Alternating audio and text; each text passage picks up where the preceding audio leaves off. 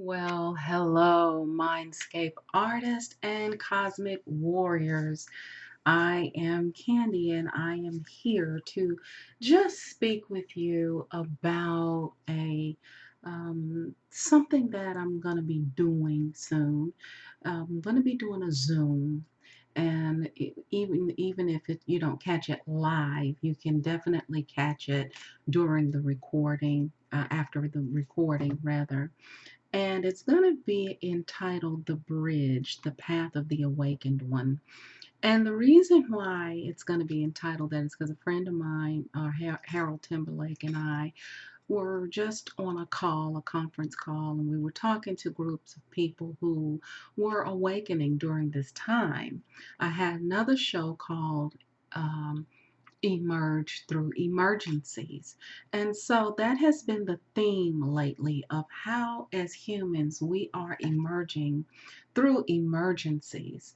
And it's a very enlightened place to be. Many people awaken differently. Many have different triggers.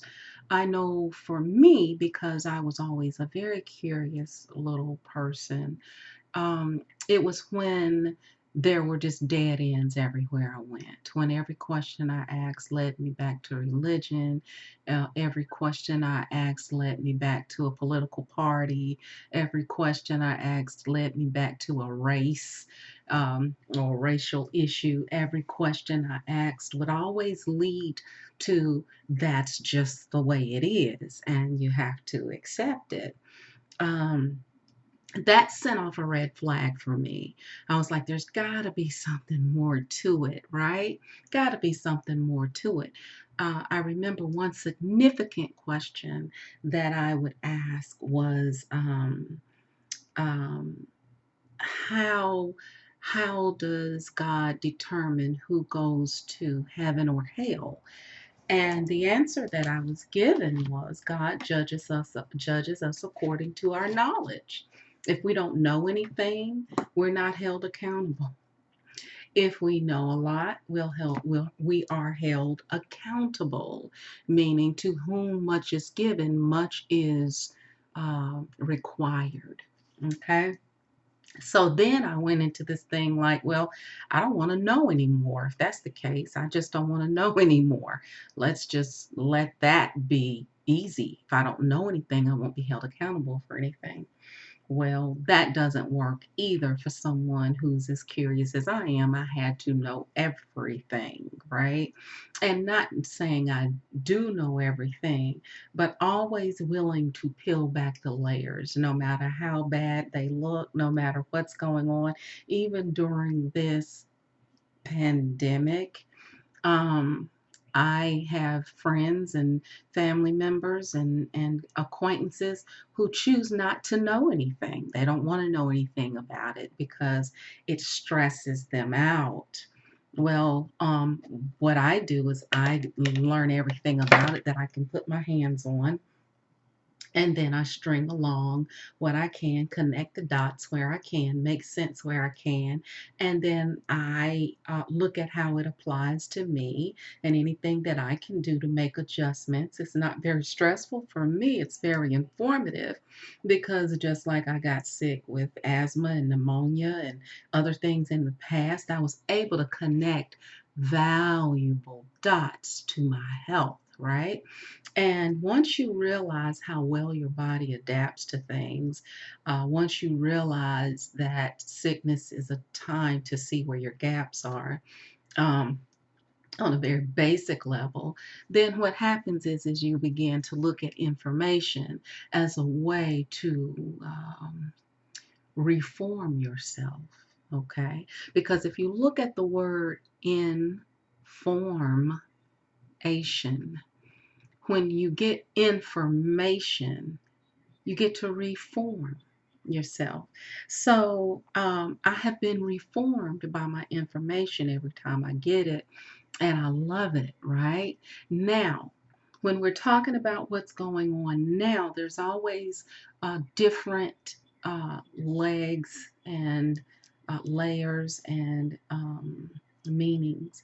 So you have the physical meaning of what's going on, you have a political meaning of what's going on, you have a religious meaning of what's going on, you have a spiritual meaning of what's going on, and it can just get so bogged down.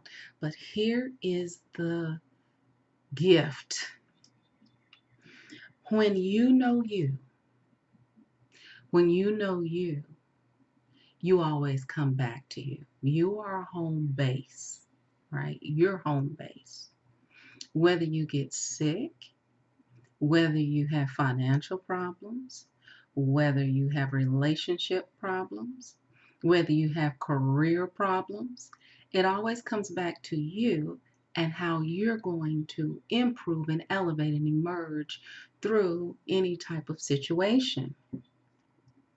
So when we're looking at emerging, when we're looking at awakening, what happens is every situation is waking us up to something that we haven't seen before about not the situation, but about ourselves. Okay? So what happens is when man is seeking, man finds something, man becomes troubled, man figures it out for himself, test it, play around with it, and learns to master it. That's what's happening now. Our programs are being tested. And as those programs are being tested, our consciousness is being awakened. As our consciousness is being awakened, we're looking around and we're actually making eye contact or soul contact with like people who are also awakening. And my initial awakening started in 1998 during my Saturn return. I was about 28 years old. I was pregnant with my daughter, and I just remember feeling differently around that time. As when my daughter turned around 2, I was 30. Um, I remember really transforming my whole paradigm around myself began to change. I began to realize that I was more than just a wife. I was more than a mother. I was more than a hairstylist at the time. I was more than a daughter and a sister. I was more than whatever religion I was brought up in. I was more, so much more. And I wanted to know what that more was.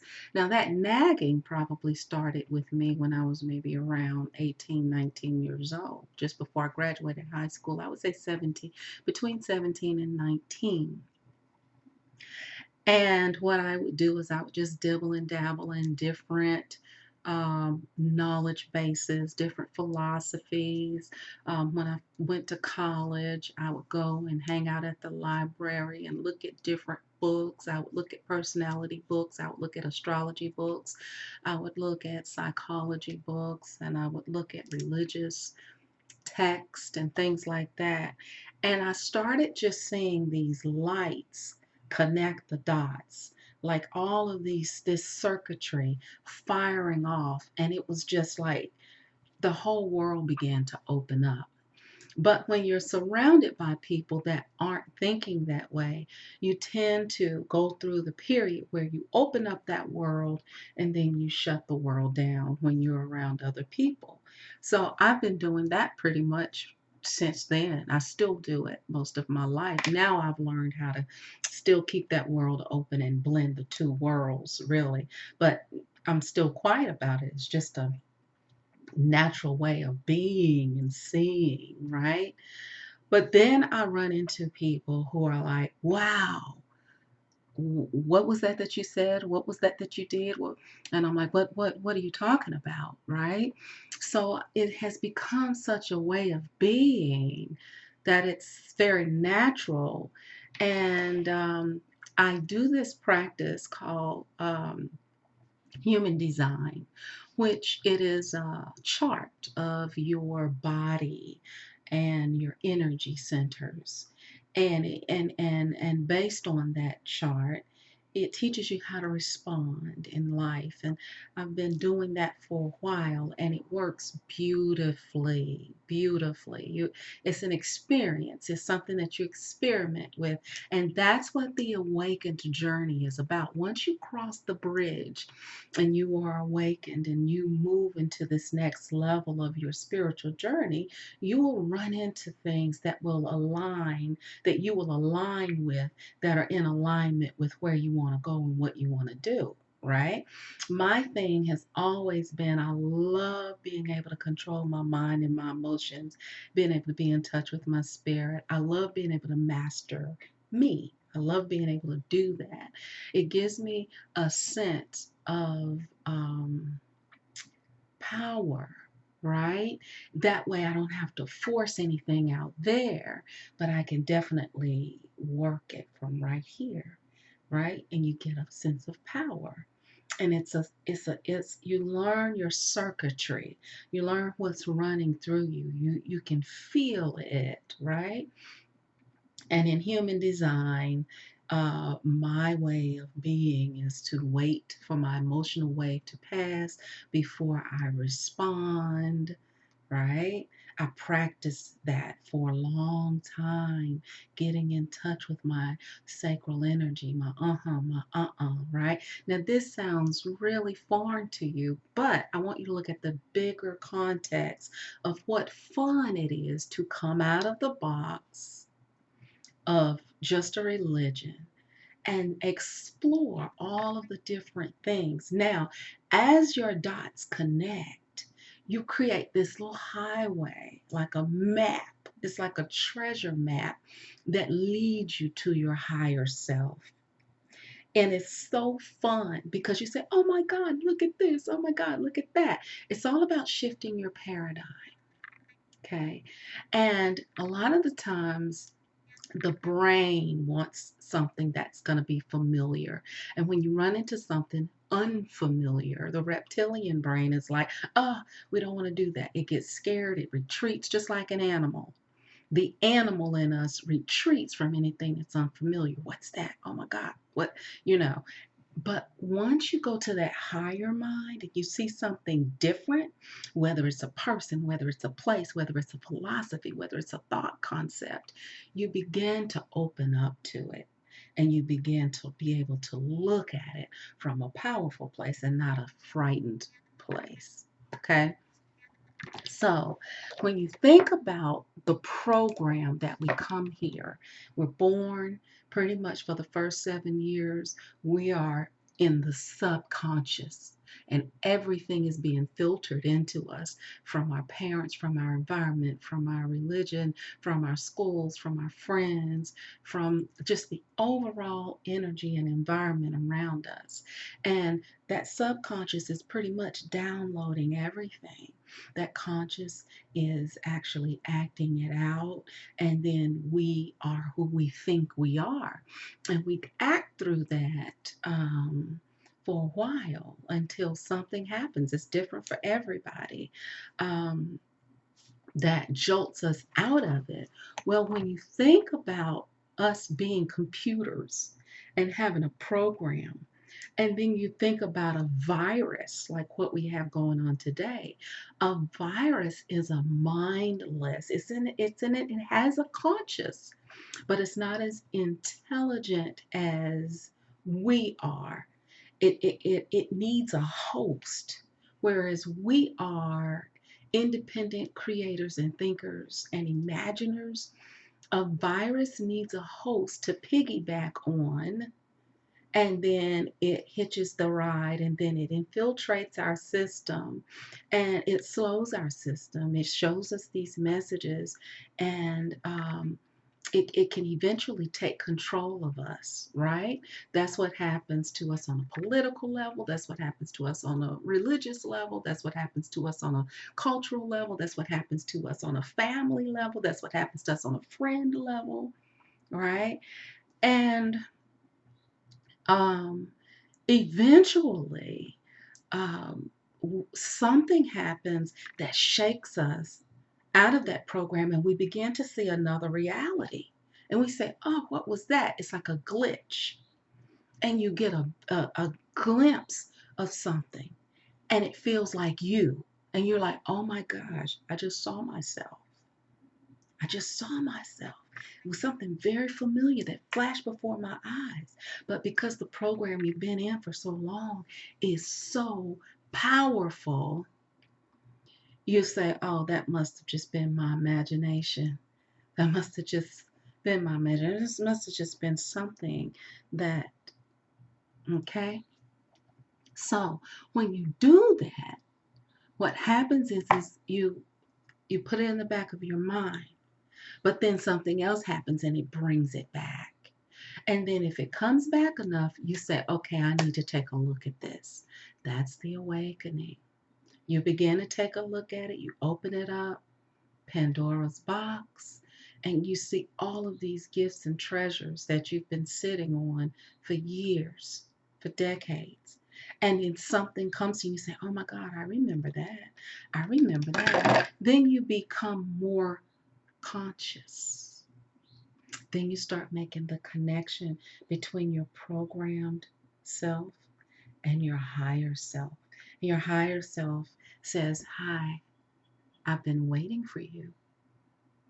And you're like, okay, what am I going to do with you? Right? And then it goes back in until you're ready for the next message, and then another message, and then another message. Then you build a relationship. This is simply your relationship with God, right? But God will only reveal itself to you on the level of which you're willing to allow things to be revealed. If you are afraid, okay, you don't have to look at it. You have free will. You don't have to look at it. You can pretend it doesn't exist. But if you're really, really awakened and you're really at a point where you want to know more, be more, do more, your whole physiology will change. Your chemicals will change in your body. You will feel it on such a cellular level, to the point where when you do go somewhere that you normally go, it's not fulfilling. When you do go around the people that you normally go around, it's something's not quite right, right?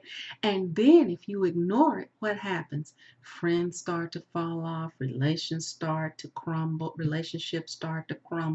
you begin to lose jobs, things, your reality begins to crumble, because it is natural for us to outgrow paradigms and shift and move and grow and expand and bend and do all of these wonderful things, because the world has that world, for in my Father's house there are many mansions. There are so many levels of consciousness in the Father's house, in your higher self, that when you only choose to see this one little narrow view, these other consciousnesses will try to come in, and then you'll say, okay, it's something else I need to be looking at.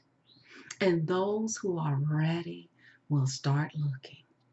And when they start looking, they will move away from their religion. They'll move away from their family. They'll move away from the things that they used to like. They'll move into something higher, deeper, bigger, better, stronger, more powerful. And people will think something is wrong when in reality, everything is right. You're shifting, you're moving, you're being, you're finally catching on. You're finally catching on. Okay, now this is an elevated state of consciousness. This is why whenever you run up against some things where the powers that be are literally creating things to attack your program, these higher principalities that are creating disease and creating viruses to infiltrate your program on a mental, psychological, spiritual, and biological cellular level.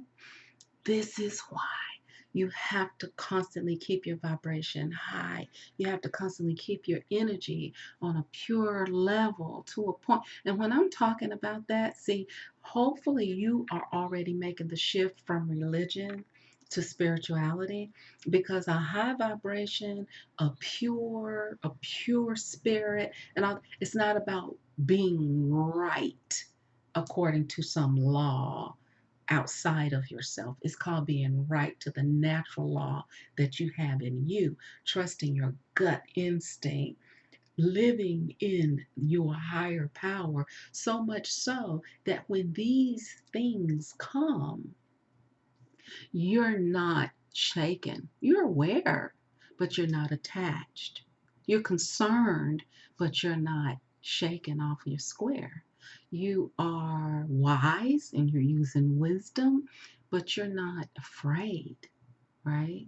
You have the peace that surpasses all understanding, okay? So when you're looking at the powers that be, they need you as a host. They need you as someone to piggyback on. They need your fear. They need your energy in order to attach to you, right? But if you don't fall for it and you're not fearful, the virus doesn't have the ideal environment to survive, whether it be a biological virus or a technological virus. And we have moved into a tech a techrocity, like a democracy. Technology is now taking place over democracy, which is where we have our vaccines coming in, mandatory vaccines coming in, and where we have our chips coming in. And through all of that, you must continue to evolve. It is your responsibility. And you can do it. Your immune system will adjust. Some people will fall off and die. That is to be expected. Okay. And some people will get stronger, right? So, what happens though is you are to be working on yourself, not necessarily worried about what's going on here. If there are any chains on you, break them. Any addictions, anything that you feel like you just can't do without or you want to break out, deal with them. This is the perfect time. And when you break addictions, what happens is you get stronger and strong. And we all have addictions. Let's get that clear. We all have addictions. Addictions is the mind's way of trying to continue to hang on to the familiarity of something because everything around it is changing. Okay. Addictions come from that reptilian mind. It does not come from that higher mind, that fearful mind, that mind that says, I have to have this, I have to have that, I have to have something outside of me, and I have to keep doing this and keep doing this and keep doing it. Okay, so think about when you are addicted to drugs and you say, I'm going to switch my addiction over to exercise. Okay.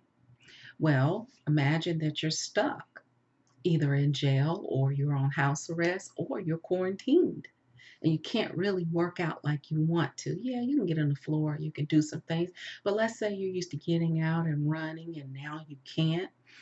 Being able to overcome an addiction, period, gives you the power to be able to adapt to any environment because you can let things just fall off and you can pick up something new. Let that fall off, pick up something new, so that no matter what's going on around you, you're able to adapt. But when you have an addiction, you gotta do this and go back to the addiction, do that and go back to the addiction. You're never able to really move forward. So this is a time to break your addictions, not because they're bad or because you're going to go to hell for having them, but because you won't be able to move around as much. Just like I can't move around if I'm constantly having an asthma attack. I have to work on and breathe life and breath into my respiratory system on a mental, physical, and spiritual level because I'm not going to be able to mutate and move around viruses mentally, physically, and biologically on a cellular level, on a spiritual level, if I'm constantly trying to fight to breathe, right? So getting rid of the sicknesses and the body's desire to want to die, and constantly breathing life and power into that. Okay, so I'm gonna do a Zoom. Harold Timberlake, we're gonna have Bishop Broad next. Hopefully, my friends Deborah and Marilyn. I want all of you to come. There's limited space, but all of you are to come. I'm not necessarily even though I'm facilitating it, I'm not, this is a discussion that we're going to have. And I want your input, how you're doing through this, what you're overcoming, what you're noticing, where your gaps are, and what you have the opportunity to do in order to improve and elevate through this whole thing. Um, and how you have awakened and how you're creating or walking across that bridge from religion to spirituality because the churches are closed. Everything is closed. So this is a time where you have to know what's really important and where your power is. It's not in a building, right? Not in a building. And it's not in a belief in something outside of you. And that is what we're going to discuss. And we're going to get deep into that. And we're going to explain some of the misconceptions that people have around people who say that they are God, right? People get so defensive, right? And talking about manifesting and calling things into existence that you desire, the desires of your heart, right? So definitely those who know me know I am not a religious person. I am a very spiritual person. I'm about empowering the self to meet the God in you in order to no longer be the victim, to no longer be completely dependent on something else, but to be interdependent, right? To be able to connect the dots to your own life, your own journey, your own path, to be able to find that peace that surpasses all understanding. Is it an easy life? No, it's a very peaceful one, though. Very peaceful. And if you like peace, this is for you.